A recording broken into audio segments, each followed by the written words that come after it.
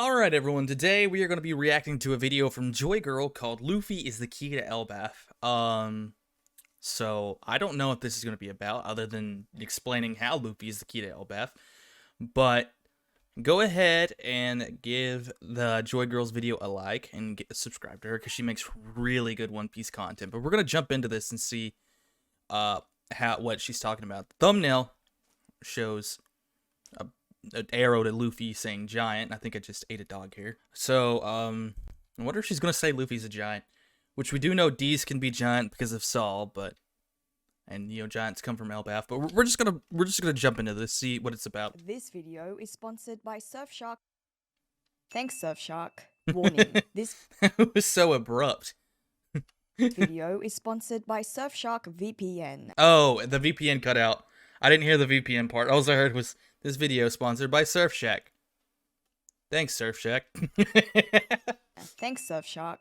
Warning: this video will contain spoilers up to chapter 1031. You've been warned. Oh. Hello, Manakama-tachi, this is Joy Girl, and today I'd like to get into the discussion of a popular theory in relation to Luffy's Devil Fruit. The Gomu Gomu no I've never heard recently this. garnered some attention due to the reveal that it was once in the possession of the world government, and information shared to us courtesy of Who's Who, and in fact, not too long ago, we discussed the various different possibilities for Luffy's awakened Devil Fruit. I didn't watch that video, so I don't know what the possibilities are. The only thing I can think of is that like everything around him turns into rubber, because that seems like the most, thinkable option. Form. And if you haven't watched that video, then I suggest you do so after this discussion. But something which we didn't address in that discussion relates to a wild idea I've briefly mentioned before about the possibility of Luffy having a gigantified form. So today, I'd like to discuss like his and share bounce with you man, the or just possibility like of that theory coming true. Oh, and I guess in the return, awakening. I'd like to hear your thoughts on the matter. So please do leave a comment below. Also, don't forget to like the video and please do subscribe and click that notification 480. Ooh, bell gross. for future One Piece videos. Luffy being able to turn into a giant is an idea that's been thought of to be a possibility since Enies Lobby, when Luffy used his Gear 3rd form to partially enlarge select body parts by biting into his thumb. Does make sense. I can't believe I haven't thought about that like at all. I've just never even thought about it. I mean, he does make himself bigger through all that too. Like, that's interesting.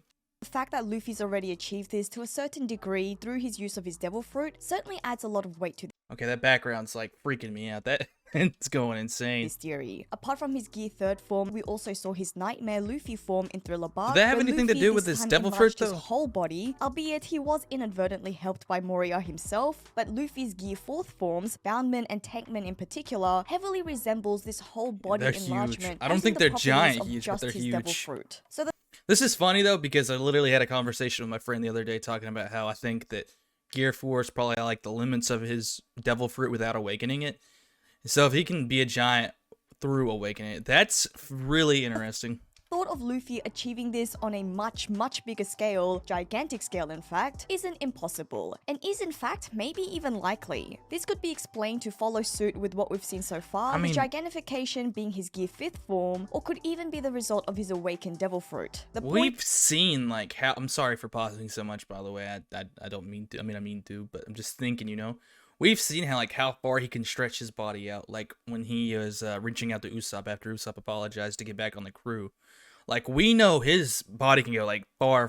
So, was one of the giants' names Dory? 74 feet. Oh God, I don't know if he could stretch out that far.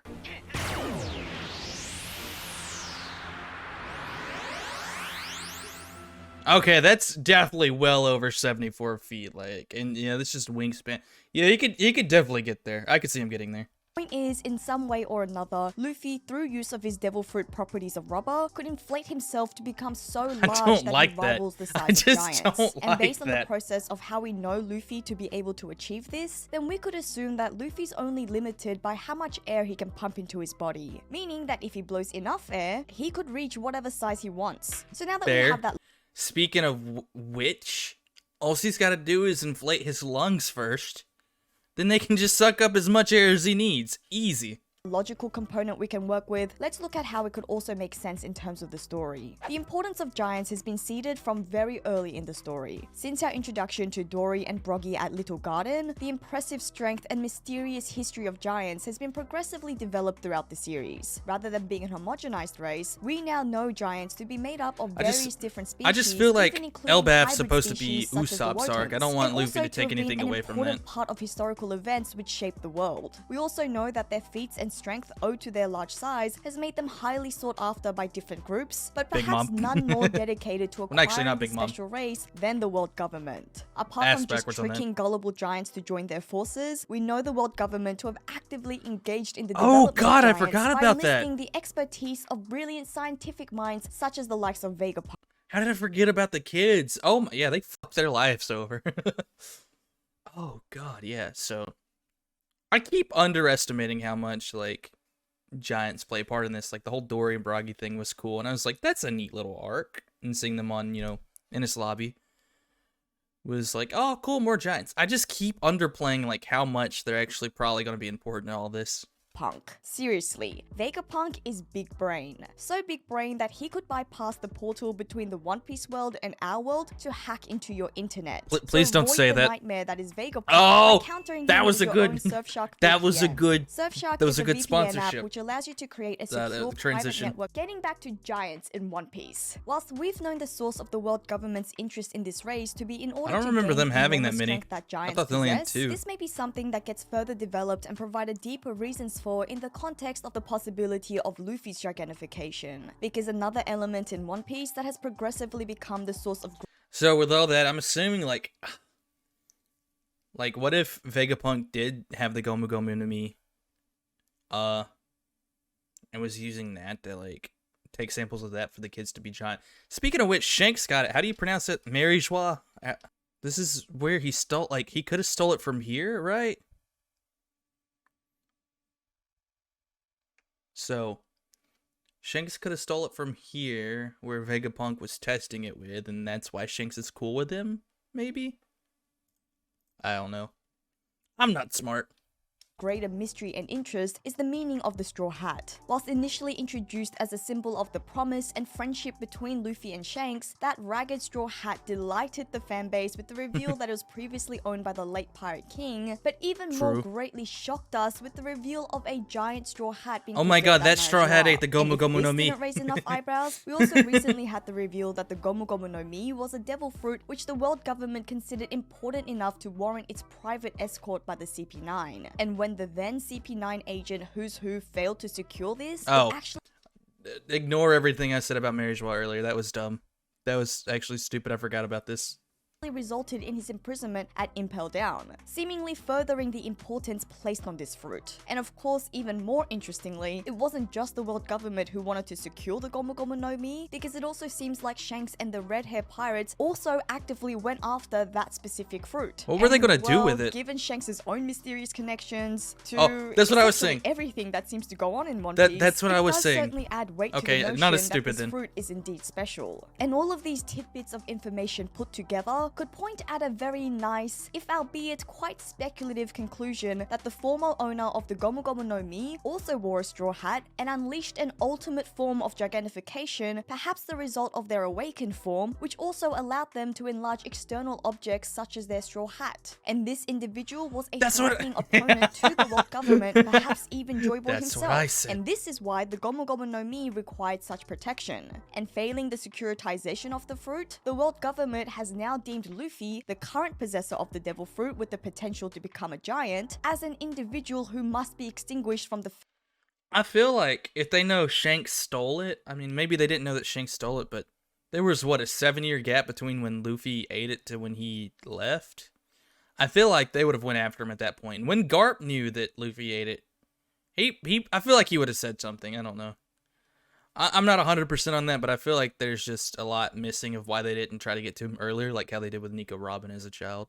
Face of the earth. And the combination of giants and hatched together is nothing new in the series, because we've seen many instances when gigantic beings were that was hatched, such a sweet with the moment. most interesting of the bunch perhaps being the Yeti Cool brothers, whose appearance from the shoulder up was always portrayed shadowed in the series, but interestingly enough, the only interesting the Yeti thing Cool about them is brothers how quick also they wore went down hats after getting that closely resemble the shape after of getting a hyped certain up. straw hat worn by Luffy. And I'm not necessarily suggesting that the Yeti Cool brothers are intrinsically linked to all of this secrecy and Joy Boy, but Luffy's gigantification could become the trigger for so many of these mysteries surrounding giants to becoming unveiled. And I not hope only so. does the I'm idea like of Luffy's so confused about all the gigantification giants. fit well in terms of the story from a high level looking at the world's history, but also works nicely with Luffy's own journey. For one, it would be a nice change of pace to see Luffy physically dominate an opponent through his size. Because whilst yes, we've seen him in large parts of himself, or even his whole body to a size much bigger than his most of the fights we've seen Luffy win against like major villains have just been pure willpower. It would be cool to see him like physically overpower somebody. normal human self, Luffy for majority of the series has been a very undersized character, coming in at under 6 feet, which by the standards of the One Piece world practically makes him a midget even when compared to other normal humans. Are me and Luffy a key the same element height? of He's many of probably Luffy's like 5'10", fights is isn't that he? his opponents almost always tower over him. It adds to his growth throughout the series as the underdog who continues to achieve impressive feats through his creative ingenious and ultimate willpower. But in saying that, it would also be a nice development I guess I should have let her if by the end of talk. the series, Luffy has figured out a way for his physical dominance to match his tenacity. Oh my Also, god. Luffy's potential to become a Usopp? giant could also make sense in the context of a possible arc being set in ELBAF. It's been widely speculated in the fanbase that the next island after Wano will be ELBAF, and though at the moment this does remain just speculation, ELBAF being the next arc would work nicely if Luffy were to require training with this new giant form ability, and I just feel like ELBAF's supposed to be a super huge. Did I say ELBAF at the start? If I said ELBAF at the start, I'm sorry. But I just feel like ELBAF's supposed to be like a huge arc. Not Wano big, but at least like 50-ish chapters around there. And I don't think that we're going to have a 50-ish chapter arc right after Wano because it's going to need some cooldown.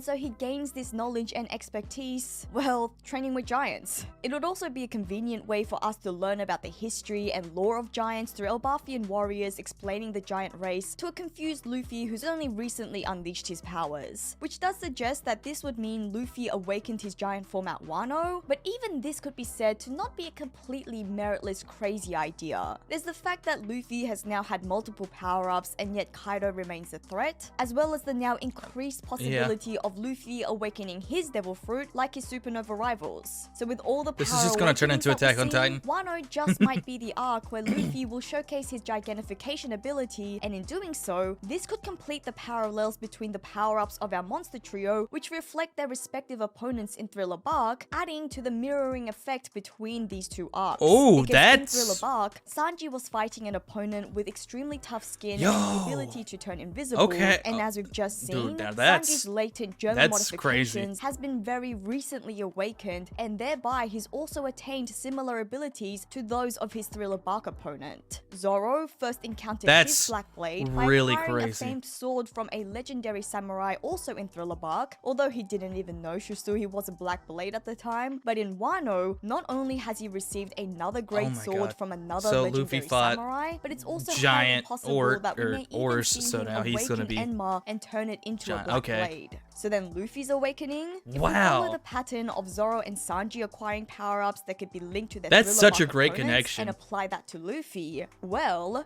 Oz was a literal giant, and Moria was able to significantly enlarge himself by absorbing shadows. God, I don't like and that. Wouldn't it just nicely bring the arc parallels full circle if we saw Luffy also gain gigantification abilities to reflect his opponents back in Thriller Bark? But now that you've heard my thoughts, let me know yours by leaving a comment below. Don't forget to like and share the video, and please do subscribe for more. That was a really good video.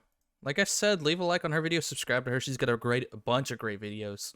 Maybe subscribe to me if you want to see more reactions, and let me know what you want me to react to. So thank you.